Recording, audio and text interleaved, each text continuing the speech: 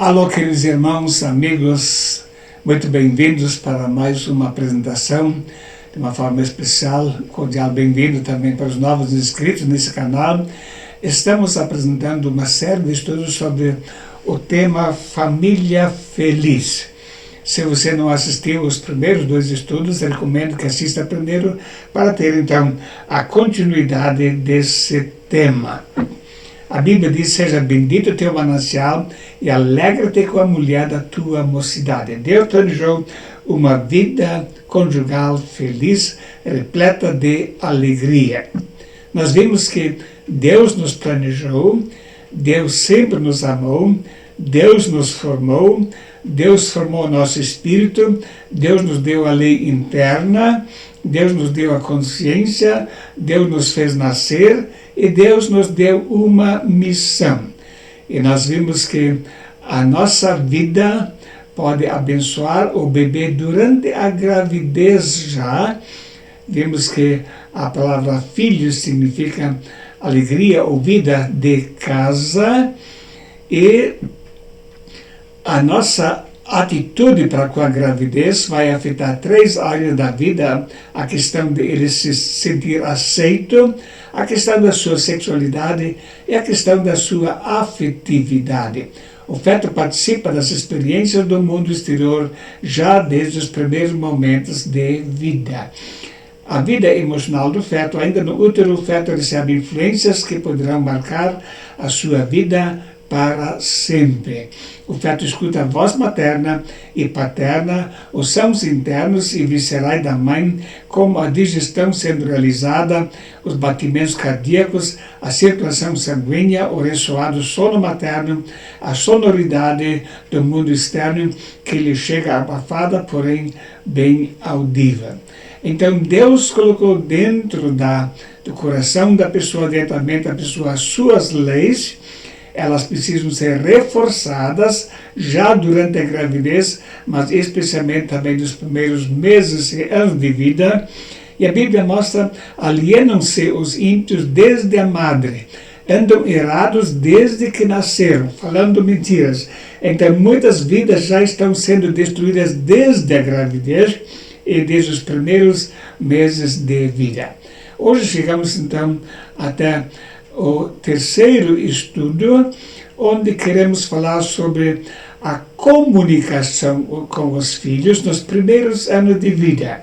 Depois teremos ainda mais um estudo voltado para a infância, vendo sobre algumas áreas muito importantes que vão determinar em grande parte o futuro da criança.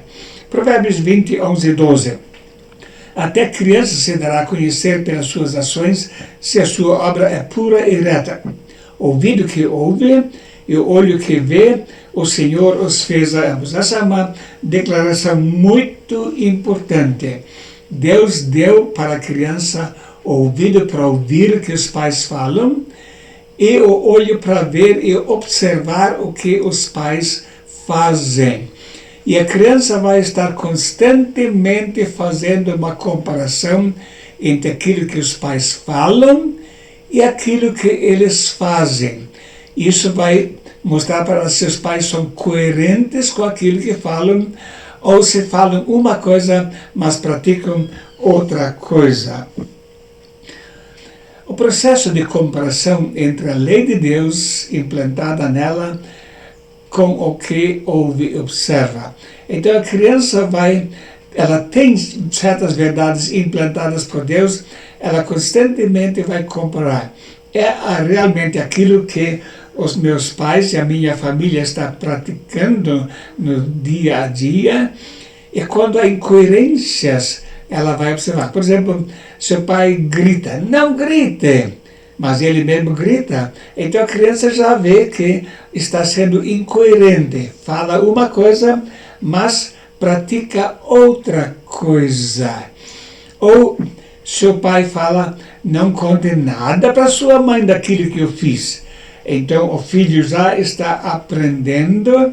Quando a gente faz coisa errada, deve esconder dos outros. Já aprende a ser uma pessoa que fica agindo de uma forma hipócrita, uma coisa na frente, outra coisa por trás.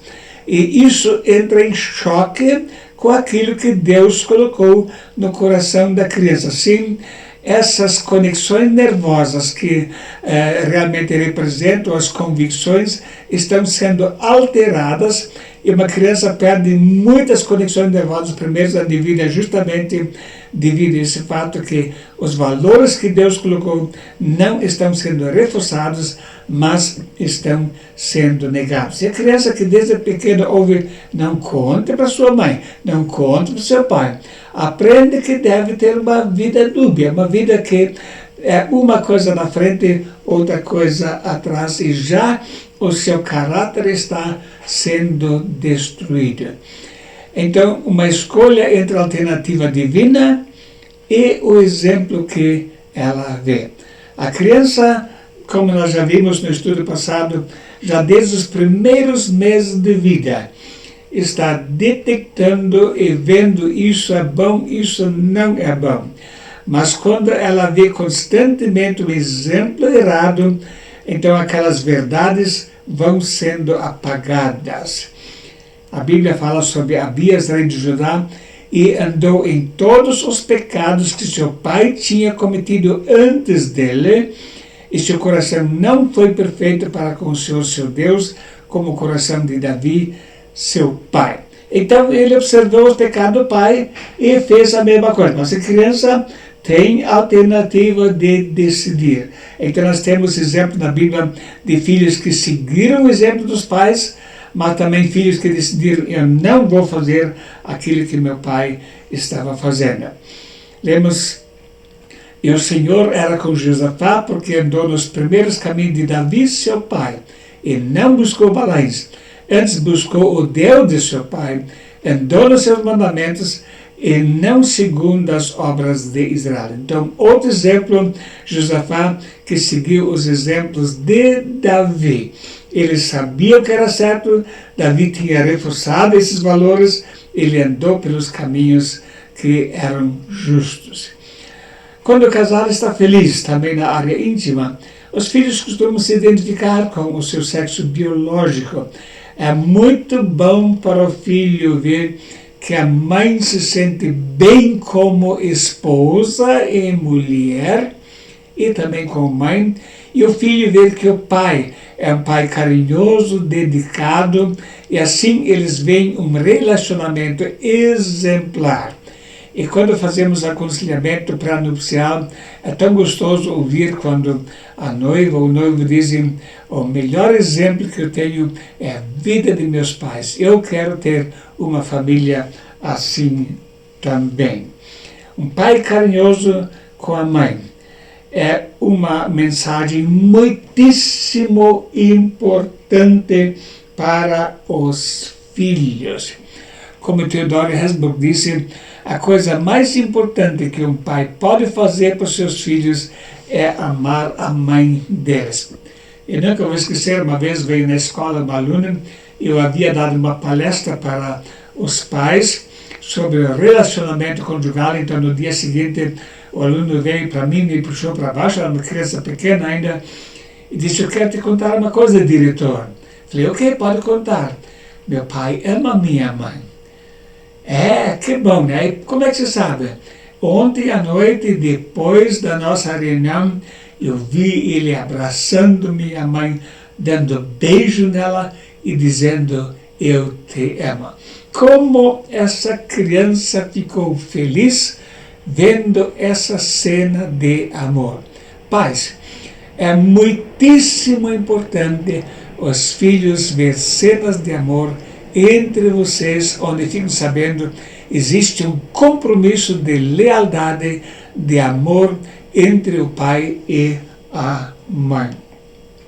A mãe deve se sentir bem como esposa e também como mulher. Isso vai ajudar a filha a se identificar com o sexo feminino. O marido deve se sentir respeitado e valorizado. A Bíblia diz em versículo 33, e a mulher reverencia o seu marido. mais de 80% dos homens que foram perguntados se você fosse escolher entre ser respeitado e ser amado, qual seria a sua escolha? E mais de 80% responderam ser respeitado. E a Bíblia sabe exatamente as necessidades do homem e da mulher. A mulher precisa estar certa de que está sendo amada. O marido precisa estar certo de que está sendo respeitado. Por isso, nunca deve uma mãe falar mal sobre seu marido para seus filhos. Isso significa destruir a identidade sexual deles. Daí vem uma fase maravilhosa, a fase das perguntas das crianças. Tem crianças que fazem até 300 perguntas por dia. Eu ouvi um caso onde uma mãe até registrou 500 perguntas num dia. E às vezes o pai pensa, puxa, como é incômodo. Só pergunta, pergunta, pergunta. E muitos pais não estão cientes de quanta importância isso tem para o filho. Sempre quando os filhos perguntam, eles estão em busca de duas coisas: uma informação e a sensação, meu pai e minha mãe estão fazendo parte da minha vida. E quando os pais não tomam tempo para responder, o filho interpreta isso como que o pai não tendo interesse e não tendo um compromisso com a vida dele. Isso é uma decepção muito grande. Nem sempre os pais vão ter tempo na hora de responder. Mas então é muito importante dizer bem claro, que bom que você veio perguntar. No momento tem uma outra coisa urgente para fazer, mas hoje à noite eu vou tomar tempo, vamos sentar e conversar. Então, se não dá tempo na hora de responder, devemos tomar tempo depois para responder então a essas perguntas. São oportunidades que vão estabelecer vínculos de confiança duradouros. Se os pais não tomam tempo para responder, depois eles vão querer conversar quando os filhos chegam na adolescência e os filhos vão fugir. Não vão querer ouvir mais. Então, pais, este é um momento muito importante na vida do relacionamento entre pai e mãe.